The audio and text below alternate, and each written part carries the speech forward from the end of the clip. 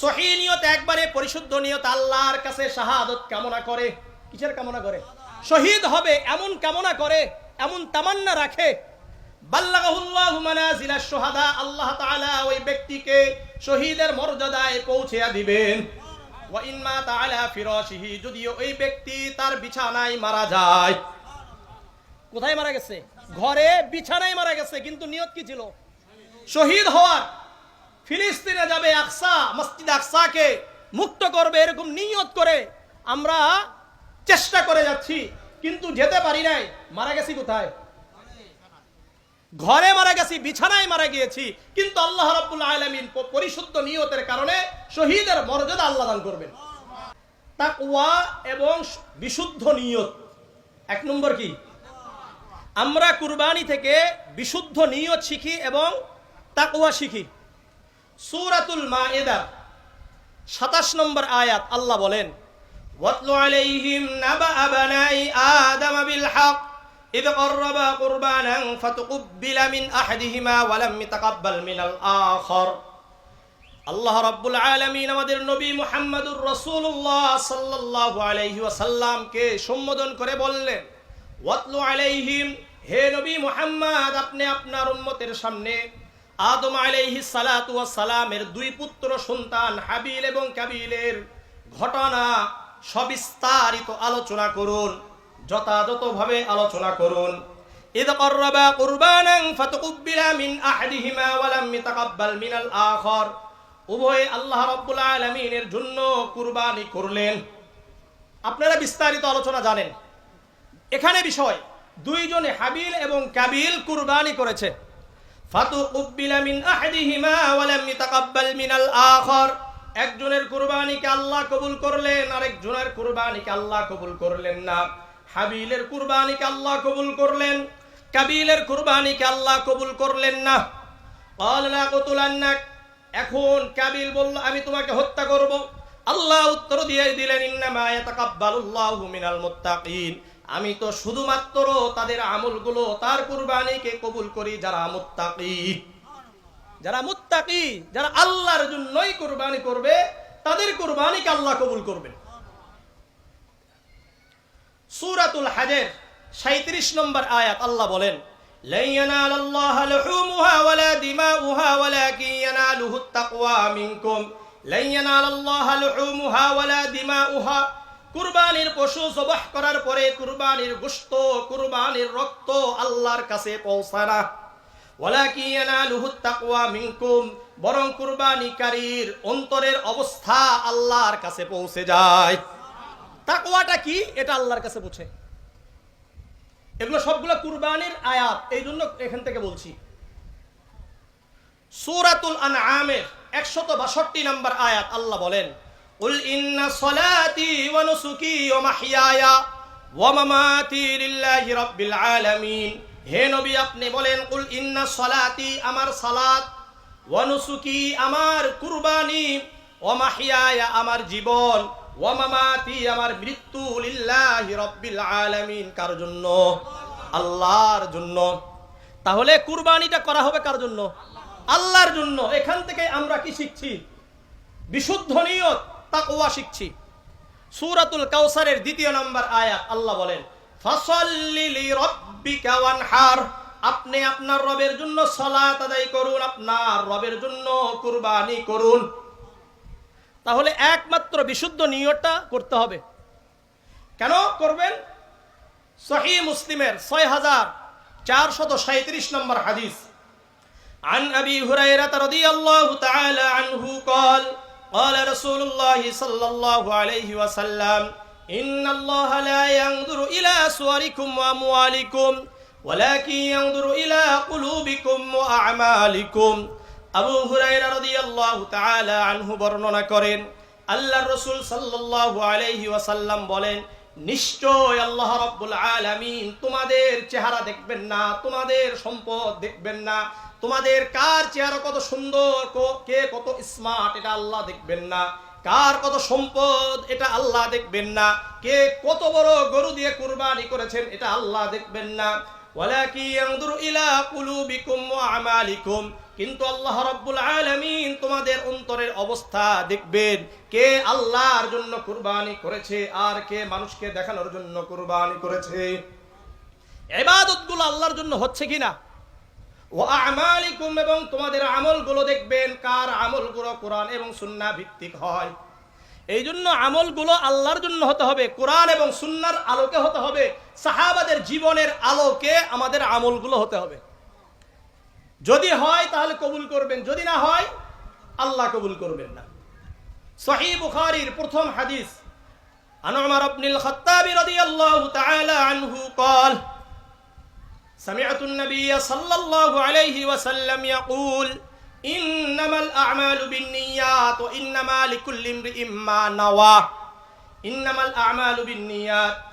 উমর ইবনুল খাত্তাব রাদিয়াল্লাহু তাআলা আনহু বলেন, আমি আল্লাহর রাসূলকে বলতে শুনেছি, আল্লাহর রাসূল বলেন, ইন্নামাল আ'মালু বিন্নিয়াত, নিশ্চয় আমলগুলো নিয়তের উপর নির্ভরশীল। নিয়ত যেমন হবে আমলগুলো তেমন হবে। ওয়া ইন্নামা লিকুল্লি ইমরিইম মা নাওয়া, প্রত্যেক ব্যক্তির জন্য, প্রত্যেকের জন্য তাই হবে যা সে নিয়ত করেছে, যেমন নিয়ত তেমন। ফামান কানাত হিজরাতুহু ইলা দুনিয়া ইউসিবুহা আও ইমরাতিন ইয়ানকিহুহা, কেউ যদি দুনিয়ার জন্য হিজরত করে তার দুনিয়া মিলে যাবে, আর কেউ যদি কোনো নারীকে বিবাহ করার জন্য হিজরত করে সে নারীকে বিবাহ করবে। যেমন হিজরত হবে তেমন। আপনি এখান থেকে মক্কায় গেছেন টাকা ইনকামের জন্য, তাহলে কি হবে? আল্লাহ সহিহ বুঝদান করেন।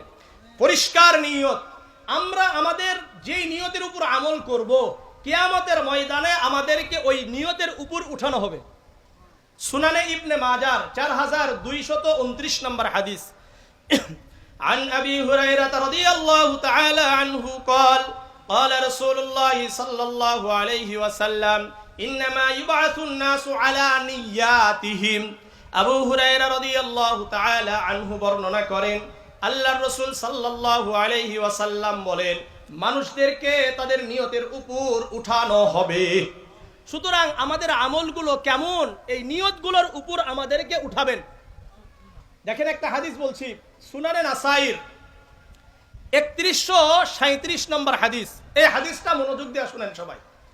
عن أبي هريرة رضي الله تعالى عنه قال سمعت النبي صلى الله عليه وسلم يقول أول الناس يوم القيامة يقضى لهم ثلاثة। আবু হুরায়রা রাদিয়াল্লাহু তাআলা আনহু বর্ণনা করেন, উনি বলেন, আমি আল্লাহর রাসূলকে বলতে শুনেছি, আউয়ালুন নাসি ইয়ুযা লাহুম ইয়াউমাল কিয়ামাতি সালাসাতুন, কিয়ামতের ময়দানে সর্বপ্রথম 3 ব্যক্তির হিসাব নেওয়া হবে।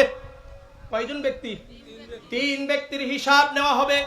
1 নম্বর রাজুলুন উস্তুশহিদা, এমন ব্যক্তির হিসাব নেওয়া হবে যে ব্যক্তি আল্লাহর রাস্তায় জিহাদ করতে করতে শহীদ হয়ে গিয়েছিল।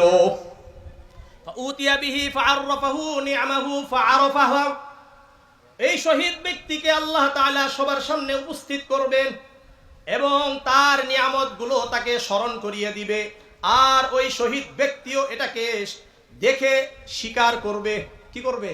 স্বীকার করবে। তখন তাকে বলা হবে, ফামা আমিলতা ফিহা, আল্লাহ রাব্বুল আলামিন তোমাকে যেই নিয়ামতগুলো দান করেছিল এর উপর কতটুকু আমল করেছো?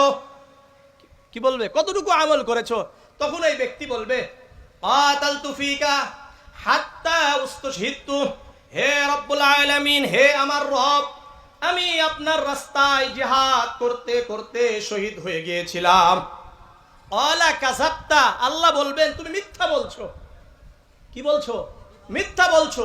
ওয়ালাকিন্নাকা কাতালতা লিকালা ফুলানুন জারিউন, তুমি তো এই জন্য জিহাদ করেছিলে, মানুষ তোমাকে বড় বীর বলবে, বড় বাহাদুর বলবে, বলবে অমুক মানুষ বড় বাহাদুর ছিল, বড় মুজাহিদ ছিল, বড় বীর ছিল। ফাকাদ কিলা সুম্মা উমিরা বিহি ফাসুহিবা আলা ওয়াজহি হাত্তা উলকিয়া ফিন্নার, এটা তো দুনিয়াতে বলাই হয়েছে, তোমাকে মানুষ তো বড় বীর বলেছে, বড় বাহাদুর বলেছে। সুম্মা উমিরা বিহি, ওই শহীদ যে আল্লাহকে দেখানোর জন্য নয়, মানুষকে দেখানোর জন্য জিহাদ করেছিল, তার সম্পর্কে আদেশ করা হবে ফাসুহিবা, প্রথমে তাকে উপর করা হবে। কি করা হবে? উপর করা হবে। ফাসুহিবা বিহি আলা ওয়াজহি হাত্তা উলকিয়া ফিন্নার, এরপরে টেনে হিচড়ে জাহান্নামে নিক্ষেপ করা হবে। একজন। দ্বিতীয় নাম্বার, রাজুলুন তাআল্লামাল ইলমা ওয়া আল্লামাহু ওয়া ক্বারাআল কুরআন। দ্বিতীয় ওই ব্যক্তিকে আনা হবে ফাউতিয়া বিহি, ওই ব্যক্তিকে আনা হবে যে ইলম অর্জন করেছে, কোরআন এবং হাদিসের জ্ঞান শিক্ষা অর্জন করেছে, কোরআন পড়েছে, অন্যদেরকে শিক্ষা দিয়েছে, ইলম অর্জন করেছে, অন্যদেরকে শিক্ষা দিয়েছে। ফাআররাফাহু নি'মাহু ফাআরাফাহা, ওই ব্যক্তিকে সবার সামনে উপস্থিত করে বলা হবে, আল্লাহ রাব্বুল আলামিন তোমাকে এই তো নিয়ামত দান করেছিল, তুমি ফামা আমিলতা ফিহা, তুমি কতটুকু আমল করেছো? ওই ব্যক্তি বলবে, আল্লামতুল ইলমা ওয়া আল্লামতুহু, নিজে কোরআন হাদিস শিখেছি এবং অন্যদেরকে শিক্ষা দিয়েছি। নিজে কোরআন হাদিস শিখেছি, অন্যদেরকে শিক্ষা দিয়েছি। ওয়া ক্বারাতু ফিকাল কুরআন, এবং কোরআন আপনার জন্যই পড়েছি। তখন বলা হবে ক্বালা কাযাবতা, আল্লাহ বলবেন তুমি মিথ্যা বলছো। তাআল্লামতাল ইলমা ওয়া আল্লামতাহু, তুমি তো ইলম এর এই জন্য অর্জন করেছো এবং অন্যদেরকে এই জন্য শিক্ষা দিয়েছো। লিয়াকাল আলিমুন, তোমাকে বড় আলেম বলা হবে। কি বলা হবে? বড় আলেম বলা হবে, বড় বক্তা বলা হবে। তোমার নাম পোস্টারে বড় বড় করে লেখা হবে। বিভিন্ন সময় যদি তোমার পোস্টারে প্রধান বক্তা না লেখা হয়, আল্লামা না লেখা হয়, মুফাসসির না লেখা হয়, মুফতি না লেখা হয়, তাহলে তোমার মন খারাপ হতো। মন কি হয়ে যেত? খারাপ হয়ে যেত। এটা যদি আমার মধ্যে হয়, আমারও অবস্থা, আমাকেও টেনে হিচড়ে জাহান্নামে নিক্ষেপ করবে। ওয়া ক্বারাতাল কুরআন, তুমি তো কোরআন এই জন্য পড়েছো। লিয়াকালা কারিউন, তোমাকে মানুষ বড় কারি বলবে। ফাকাদ কিলা, তোমাকে বড় আলেম বলা হয়েছে, বড় মুফতি বলা হয়েছে, ইসলামিক স্কলার বলা হয়েছে, আল্লামা বলা হয়েছে, মুফাসসিরে কুরআন বলা হয়েছে। সুম্মা উমিরা বিহি ফাসুহিবা আলা ওয়াজহিহি হাত্তা উলকিয়া ফিন্নার, যারা ইলম এই জন্য অর্জন করেছে, মানুষ বড় বক্তা বলবে, বড় আলেম বলবে, বড় মুফতি বলবে, তাদের সম্পর্কে আদেশ করা হবে তাদেরকে উপর করো এবং টেনে হিচড়ে জাহান্নামে নিক্ষেপ করে দাও। আমার মতো এরকম আরো যারা আলেম বক্তা, যদি নিয়ত এই থাকে যে আমাকে মানুষ বড় আলেম বলবে, বড় বক্তা বলবে, বড় আল্লামা বলবে, প্রথম সারিতে যদি আমার নাম না থাকে, আমার ভালো লাগে না। আল্লাহর কসম করে বলি, আমার অবস্থা আর আমার মতো যাদের ভিতরে এই অবস্থা তৈরি হবে, তাদের সবাইকে কিয়ামতের ময়দানে টেনে হিচড়ে জাহান্নামে নিক্ষেপ করবে। আল্লাহ আমাদেরকে সহি বুঝ দান করেন, সহি নিয়ত করার তৌফিক দান করেন। 3 নম্বর, রাজুলুন ওয়াসআল্লাহু আলাইহি ওয়া আতাহু মিন আসনাফিল মালি কুল্লিহি। তৃতীয় নাম্বার, ওই ব্যক্তি, যেই ব্যক্তিকে আল্লাহ রাব্বুল আলামিন সম্পদ দিয়েছেন, সচ্ছলতা দিয়েছেন, ওয়া আতাহু মিন আসনাফিল মালি কুল্লিহি, সব ধরনের সম্পদ আল্লাহ তাকে দিয়েছেন। ফাউতিয়া বিহি ফাআররাফাহু নি'মাহু ফাআরাফাহা, ওই ব্যক্তিকে আল্লাহ রাব্বুল আলামিন ওই সম্পদশালী ব্যক্তিকে সামনে উপস্থিত করে বলবেন, এই এই নিয়ামত তোমাকে দান করেছিলাম, সেও স্বীকার করবে। এখন আল্লাহ বলবেন, আমিলতা ফিহা, তুমি এই নিয়ামত পেয়ে কি আমল করেছো? আলা মা তারাকতু মিন সাবিলিন তুহিব্বু, এমন কোন খাত নাই যেই খাতকে আপনি পছন্দ করেন, এমন কোন জায়গা নাই যেই জায়গাগুলোকে আপনি পছন্দ করেন, ওই জায়গাতে আমার দান নাই। আমি কি করি নাই? দান করি নাই। মসজিদ বানিয়ে দিয়েছি, অমুক অমুক কাজ করেছি, বহু কাজ আমি করেছি। আল্লাহ বলবেন, কাযাবতা, তুমি মিথ্যা বলছো। ওয়ালাকিন লিকালা ইন্নাহু জাওয়াদ, বরং তুমি তো এই জন্য করেছো যেন মানুষ তোমাকে দানশীল বলে। কি বলে? দানশীল বলে। এই জন্য মসজিদগুলোতে 20,000, 30,000, 50,000, 1 লাখ টাকা দেওয়ার পরে বলে, হুজুর একটু নামটা বলে দিন। কি বলে? নামটা বলে দিন। আবার দেখবেন কিছু মসজিদের সভাপতি সেক্রেটারি, মাহফিলের সভাপতি সেক্রেটারি খালি সামনে দিয়ে ঘুরে, এরকম আছে না? যেন সবাই বুঝতে পারে এই ব্যক্তি কিছু একটা, এই ব্যক্তি কিছু একটা, এবং জুমার দিনে পরে আসে, সামনে আসবে, যেন সবাই বুঝতে পারে এই ব্যক্তি কিছু একটা। কথা বুঝেন? এদের উপর লানত আল্লাহ তাআলা, এদের উপর লানত কার? আল্লাহ। আল্লাহ বুঝার তৌফিক দান করেন। ফাকাদ কিলা থুম্মা উমিরা বিহি ফাসুহিবা আলা ওয়াজহিহি ফাউলকিয়া ফিন্নার। আল্লাহ রাব্বুল আলামিন বলবেন, তোমাকে বড় দাতা বলা হয়েছে, দানশীল বলা হয়েছে, অনেক বড় কাজ করছে, এটা সবাই জানে, এটা বলাও হয়েছে। ফাসুহিবা, তাকে উপর করা হবে। এরপরে তাকে টেনে হিচড়ে জাহান্নামে নিক্ষেপ করা হবে। এখন বলেন, আমরা আমল করব কার জন্য?